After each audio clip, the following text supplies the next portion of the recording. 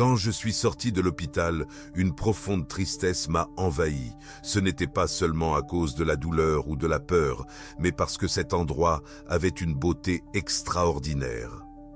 Personne ne comprenait quand je disais que j'aurais aimé y rester. Mais c'est la vérité. J'y suis allé. J'ai quitté ce corps tout laissé derrière moi et je suis rentrée chez moi.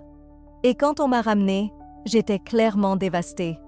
Les mots ne suffisent pas pour décrire tout ce que j'ai ressenti là-bas, surtout l'amour. C'est vraiment différent de l'amour dont on parle habituellement. C'est quelque chose qui ne peut pas se résumer en mots. C'était comme si tout, absolument tout, était fait d'un amour pur. Et en revenant, je n'étais plus le même. Mon esprit ne fonctionnait plus de la même manière. Je ressentais la vie autrement. Je la percevais avec d'autres yeux. Et à ce moment-là, j'ai compris.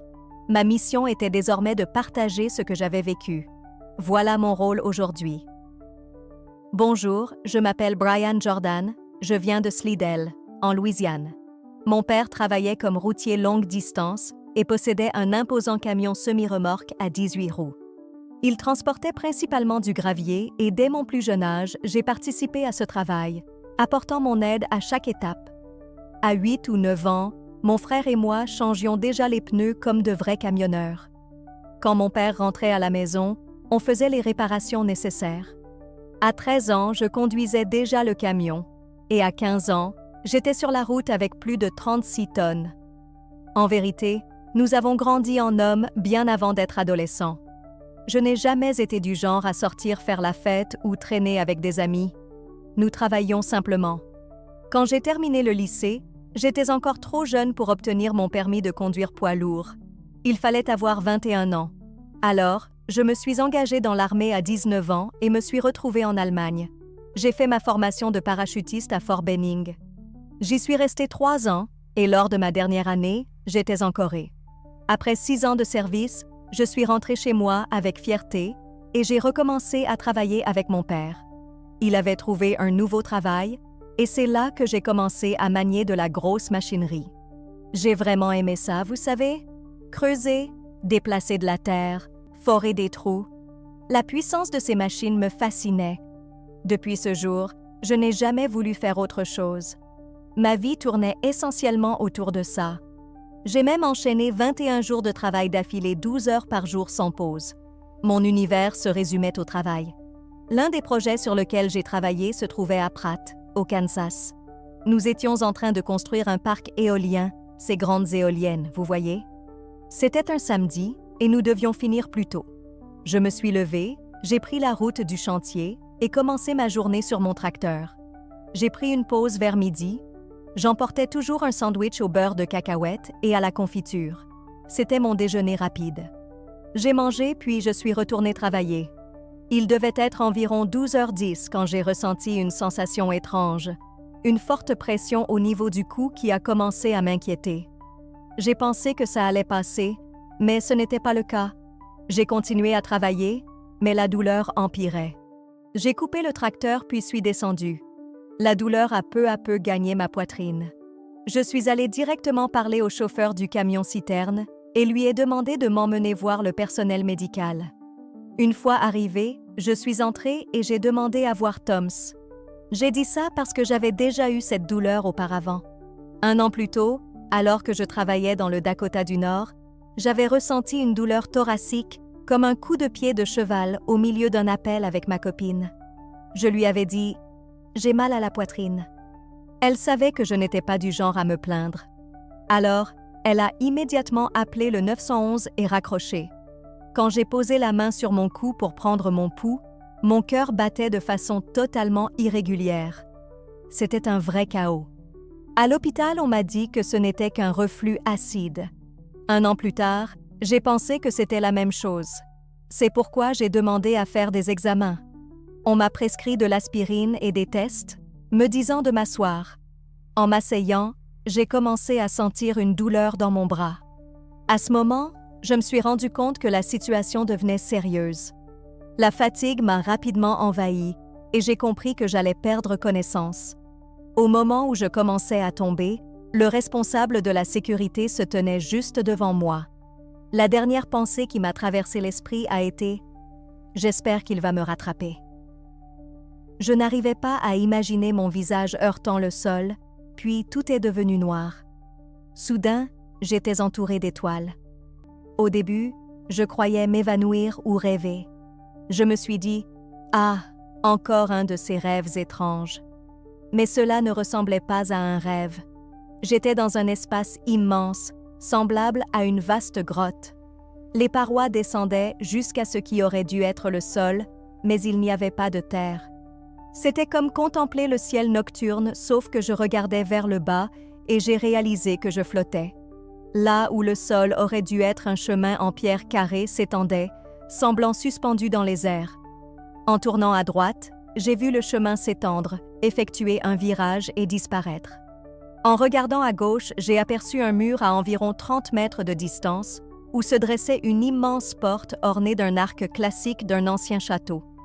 Maintenant, quand je mentionne une grotte, beaucoup s'imaginent immédiatement l'enfer, l'obscurité, la peur. Pourtant, il n'y avait aucune peur là-bas. Aucune. À aucun moment, je n'ai éprouvé la peur de quoi que ce soit. Ensuite, j'ai de nouveau tourné mon regard vers la porte et j'ai remarqué une silhouette là-bas. C'était une forme immobile, un regard droit devant elle, plongé dans une folie absolue, et j'ai pu identifier sa présence. Elle ressemblait à un fantôme, presque translucide. Pourtant, nous avons croisé les yeux. J'aurais dû ressentir de la terreur, n'est-ce pas? Mais au lieu de cela, j'étais aussi curieux qu'un chat. Je me suis dit qu'il fallait que je découvre qui c'était. Et au moment où cette pensée m'a traversé l'esprit, boum, j'ai décollé comme une fusée. Je me déplaçais à une telle vitesse que les contours se mêlaient. Lorsque je me suis arrêtée juste devant le mur, j'ai été abasourdie. Mon Dieu, les humains ne se déplacent pas de cette manière. Comment ai-je réussi cela? Puis je me suis rendu compte que j'étais venue ici pour comprendre cette silhouette. J'ai regardé en bas et elle continuait à flotter lentement le long du chemin de pierre. Mais elle ne m'a pas fixée. Elle est simplement partie jusqu'à disparaître. À partir de ce moment-là, tout est devenu une obscurité totale, une nuit noire complète. Je ne voyais même pas ma propre main. Et puis, au cœur de ce néant, une lumière est apparue. Elle ressemblait à une lampe de poche cherchant quelque chose, jusqu'à ce que son faisceau me touche. La lumière était si éclatante que même sans forme corporelle, j'ai instinctivement essayé de me protéger le visage avec mes mains, et c'est à ce moment-là que la lumière m'a enveloppée. À l'intérieur, elle avait perdu de son intensité et de son éblouissement pour devenir douce. J'ai regardé autour de moi, en haut et en bas. Tout était fait de cette lumière apaisante et réconfortante. Peu à peu, l'avant de cette lumière s'est transformé en brume, comme un léger brouillard. Et ce brouillard s'est dissipé pour révéler un ciel bleu. À ce moment-là, j'ai ressenti une émotion indescriptible. C'était comme si Dieu, dans toute sa puissance, m'engloutissait. Un amour si profond, si bouleversant, que cela rappelait une décharge électrique parcourant chaque partie de mon être. Mais ce n'était pas douloureux. C'était comme si chaque parcelle de moi était touchée. L'amour se manifestait à un tout autre niveau. Un amour jamais ressenti sur terre, puissant, intense, divin. Puis des mots ont commencé à se former devant moi. D'abord, pardon. Ensuite, amour. Et enfin, paix. Au moment où j'ai lu paix, j'ai de nouveau été enveloppée par la lumière qui s'ouvrait devant moi. En traversant cette lumière, j'ai éprouvé une sensation étrange. Le Brian que je connaissais restait derrière. Pourtant, cela ne me gênait pas. C'était comme si mon âme savait tout ce qui allait suivre. Aucune pensée négative, aucun doute, aucune peur. C'était comme si mon esprit était pur limpide, semblable à un vent soufflant directement en moi. Là-haut, dans cette lumière, je n'avais aucune préoccupation. Tout semblait possible. Je me sentais si bien, si léger. J'avais l'impression de pouvoir accomplir n'importe quoi et j'en étais convaincue.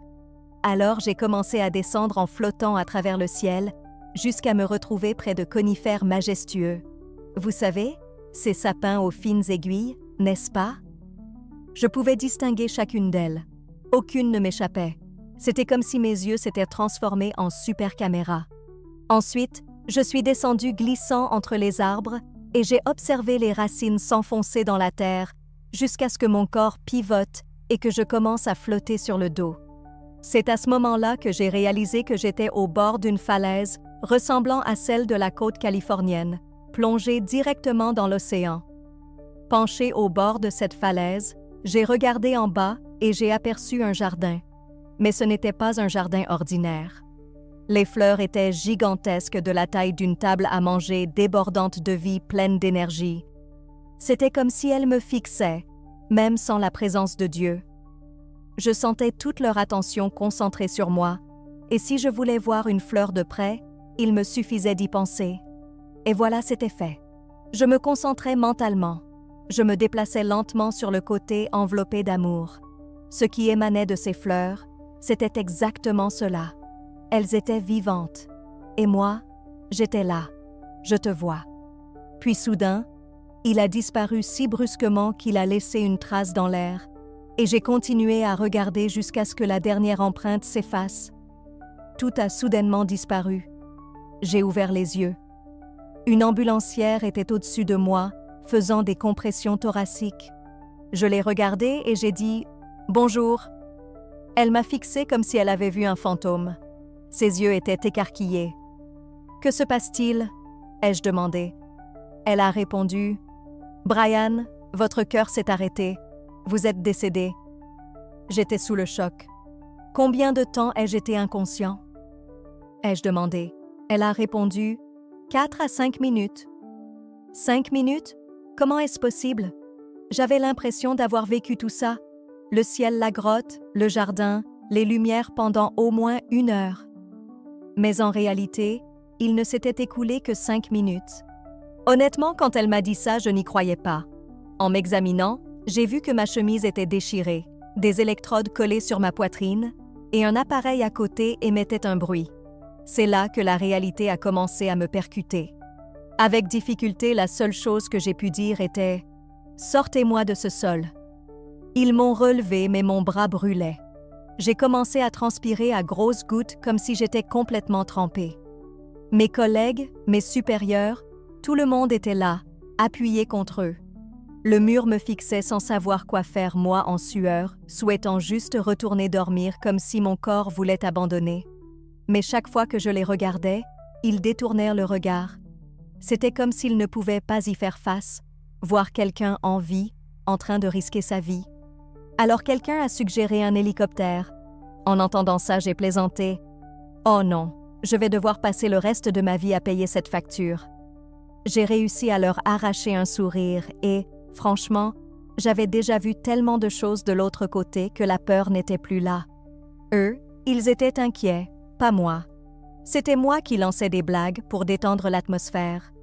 L'ambulance est arrivée, mais l'hôpital le plus proche était à plus de 120 km. On m'a donc installée à bord et connectée aux appareils médicaux. Puis je me suis à nouveau évanouie. Mais cette fois, je suis sortie de mon corps, encore une fois. Et quand je dis que je suis sortie, c'est au sens propre. Je me tenais à côté de mon corps. Je l'ai regardé et je ne l'ai pas reconnu. Mon visage était tourné sur le côté, les yeux fermés, et j'observais la scène sans comprendre. Ce n'était pas vraiment moi. Je regardais mon corps comme un simple objet, quelque chose d'inoffensif. Lors de ma première sortie, j'avais perdu cette connexion. Cette deuxième expérience a donc commencé de la même façon, puis j'ai découvert un nouveau paysage, rempli de fleurs, plein de fleurs. Mais ce n'était pas un jardin ordinaire, c'était un vaste cercle composé de plusieurs groupes de fleurs différentes, séparés par leur couleur, forme, type. Et soudain, j'ai compris. Sans que personne ne me l'ait expliqué, je savais ce que cela signifiait. Ces fleurs, c'étaient nous, les êtres humains. Chaque groupe représentait une ethnie noire blanche asiatique. Chacune avec ses couleurs, ses racines, ses particularités propres, mais toutes réunies dans un même cercle. Unies en un tout. Ça m'a profondément touchée parce qu'au fond, malgré nos différences, nous faisons tous partie du même ensemble. Et c'est ironique, non? Ici-bas, on se bat, on se divise, on se juge. Mais là-haut, là où tout prend sens, personne n'est exclu du cercle. L'exclusion n'existe pas. Ensuite, je me suis retrouvée encore une fois dans l'espace, cette fois face à une planète bleue. Un bleu si profond, si intense, qu'il n'y a rien de comparable ici-bas. C'était comme si les couleurs étaient 1000 fois plus vives, plus éclatantes. Ce bleu avait quelque chose d'hypnotisant. J'ai aussi eu d'autres visions fugaces, des scènes qui défilaient rapidement, mais je ne me souviens pas très bien de tout. Tout s'est passé très vite, avec une telle intensité, c'était un tourbillon d'images. Puis, tout à coup, je suis revenue dans mon corps, dans l'ambulance. En ouvrant les yeux, toutes les personnes présentes s'étaient rassemblées, me regardant avec des expressions de surprise. J'ai demandé « Que s'est-il passé ?» L'une des médecins a répondu « Nous avons dû vous faire un choc. » Peu après, j'ai entendu le bruit de l'hélicoptère qui arrivait. Ils m'ont installé à l'intérieur et m'ont emmené en vol vers Wichita, au Kansas. Dès notre arrivée à l'hôpital, une équipe était déjà prête à m'accueillir. Ils criaient « C'est un blocage! Cela ressemble à un blocage. » Puis ils ont commencé à me pousser dans les couloirs, comme dans les films. Vous savez, les lumières défilaient au-dessus de moi, tout allait très vite. Ils m'ont directement conduit en salle d'opération. Ils ont déchiré ce qui restait de mes vêtements et ont commencé à me préparer. Je me souviens d'être allongée sur la table, grelottant de froid, les bras le long du corps. Mais quand j'ai ouvert les yeux, mes bras étaient levés au-dessus de ma tête. Un homme se tenait à ma gauche, travaillant à mes côtés. Je lui ai dit « Salut !» Il a répondu « Salut !» J'ai demandé « Mes bras n'étaient pas le long du corps ?» Il a ri et a dit « Vous ne l'avez pas ressenti ?» Quand on vous a fait le choc, votre corps a presque quitté la table. J'ai alors demandé « Est-ce que je vais mourir aujourd'hui ?» Il m'a regardé sérieusement et répondu « Non, et je suis ici pour m'assurer que cela n'arrivera pas. » Ils ont réussi à me stabiliser. Le médecin est entré dans la pièce, m'a vu assis et a écarquillé les yeux. « Mon Dieu, à cet instant, vous auriez déjà dû être intubé. Vous venez de subir un infarctus important. Votre cœur est en détresse et vous êtes là, à discuter comme si de rien n'était. Vous ne devriez même pas être capable de parler à ce moment-là. » J'ai été immédiatement transférée en soins intensifs. Une infirmière est arrivée avec une multitude de documents, a commencé à les parcourir, puis, s'arrêtant, m'a fixé droit dans les yeux en déclarant « Mon Dieu, vous avez ce qu'on appelle une crise cardiaque de type vigoureuse. » Elle m'a expliqué que ce type d'infarctus offre seulement 10% de chances de survie même à l'hôpital. Et pourtant, me voilà vivant. J'aurais dû mourir ce jour-là. À cause de cela, on m'a équipé d'un gilet, un défibrillateur portable. Si mon cœur venait à faiblir à nouveau, il me délivrerait un choc automatiquement. À ce moment-là, mon cœur fonctionnait à 30%, peut-être 35%, alors que la normale est de 55%. J'ai porté ce gilet pendant 3 mois. Lorsque je suis retournée à l'hôpital pour un contrôle, je pensais que ce serait une simple formalité. Mais à peine étais-je sortie que le médecin m'a appelé. « Vous pouvez jeter ce gilet, Brian. Votre cœur est en parfait état. » Il a ajouté « Depuis les années 70, nous étudions ce type d'infarctus et jusqu'à présent, vous êtes la seule autre personne à s'être entièrement remise à 100%. Il ne reste qu'une cicatrice sur votre cœur due au choc. Votre cœur bat maintenant comme le mien. Vous êtes un miracle. » En entendant cela, j'ai compris. Je n'étais plus le même. J'avais vaincu ma peur de la mort. Je dis toujours à mes proches, « Ne pleurez pas pour moi et par pitié ne priez pas pour que je revienne, car après ce que j'ai vécu, je souhaite juste rester là. » Après ma sortie de l'hôpital, je suis tombée dans une dépression. Personne ne comprenait vraiment pourquoi, mais moi, je savais. Là-bas était ma vraie maison. J'ai laissé ce corps derrière moi et je suis rentrée chez moi. Pourtant, j'ai dû revenir. Ce que j'ai ressenti là-bas est indescriptible. Et surtout, cet amour. On ne peut pas le décrire avec des mots humains. C'est une forme d'amour différente. C'est pourquoi j'ai cherché d'autres personnes ayant vécu des expériences similaires.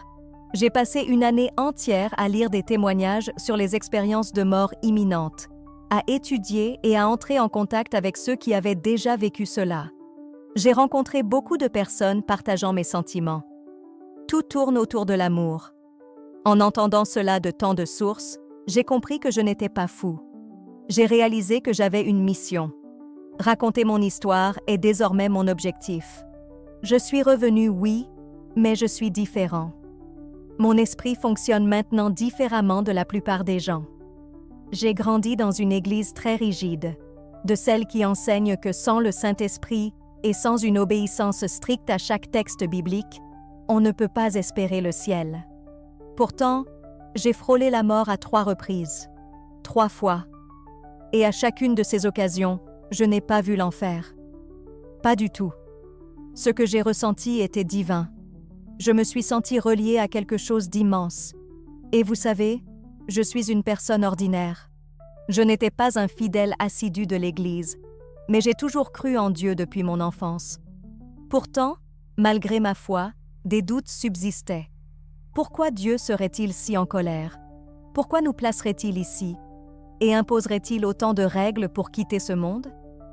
Ça n'a jamais eu de sens. Après mon retour, ma perception a complètement changé. Aujourd'hui, je ne juge plus personne en fonction de sa religion. J'ai moi-même cru un jour aveuglément tout ce qu'on m'avait appris.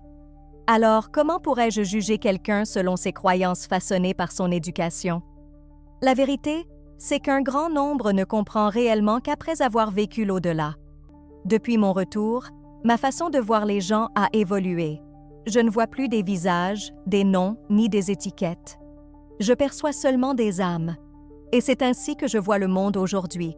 Et surtout, l'amour. Impossible de le décrire avec des mots humains. C'est un autre type d'amour. C'est pourquoi j'ai commencé à chercher d'autres personnes comme moi.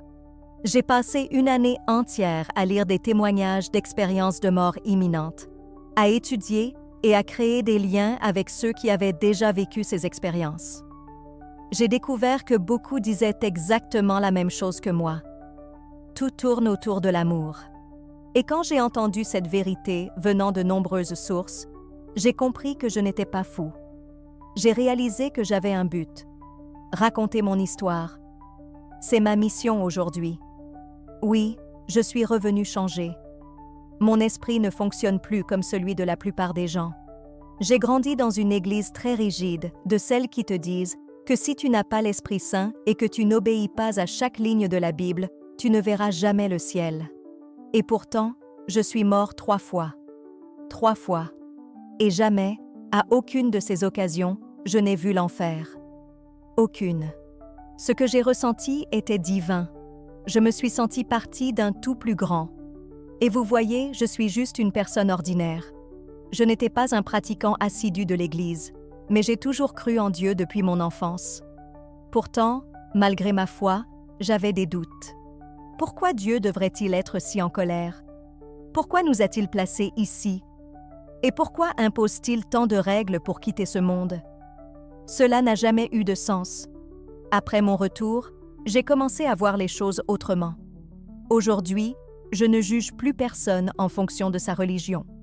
Car un jour, j'ai moi aussi cru aveuglément tout ce qu'on m'avait enseigné. Comment pourrais-je alors juger quelqu'un pour ses croyances, qui sont tout autant façonnées par son éducation? La vérité, c'est que beaucoup ne comprennent pas tant qu'ils ne transcendent pas dans une autre dimension. Mais après mon retour, j'ai cessé de voir les gens de façon littérale. Je ne voyais plus de visage, ni de nom, ni d'étiquette. Je ne voyais que des âmes. Et c'est ainsi que je perçois le monde aujourd'hui. Chacun que je rencontre sur mon chemin, je le considère comme une âme. Une personne qui cherche, qui lutte, qui souffre ou qui apprend, tout comme moi. C'est là que ma perspective a radicalement changé. La manière dont je traite autrui, la façon dont j'écoute, la manière dont j'offre mon aide. Aujourd'hui, je m'efforce d'accompagner tous ceux que je peux, non pas dans l'espoir d'une récompense. Après ce que j'ai vécu, il m'est devenu évident que rien d'ordinaire n'a vraiment de valeur. Argent, statut, possession. Tout cela perd son sens quand on comprend qu'aucune de ces choses ne nous suivra. Avant, je m'inquiétais pour beaucoup de futilités, de soucis légers, d'ennuis passagers, des choses qui me volaient ma paix intérieure. Aujourd'hui, j'essaie de me libérer de ces préoccupations. J'apprends et je fais encore face à ces défis, bien sûr, mais la vérité est simple. Aidez ceux que vous pouvez, quand vous le pouvez. C'est tout ce que Dieu attend de nous. Nous sommes là pour ça, pour prendre soin les uns des autres, pour soutenir ceux qui tombent, pour écouter, pour accueillir. Et si vous n'avez pas encore trouvé comment faire cela, que cherchez-vous vraiment à accomplir dans cette vie? En fin de compte, tout se résume à ça. Chaleur humaine, empathie, compassion, voilà ce qui compte vraiment. Tout le reste n'est que passage.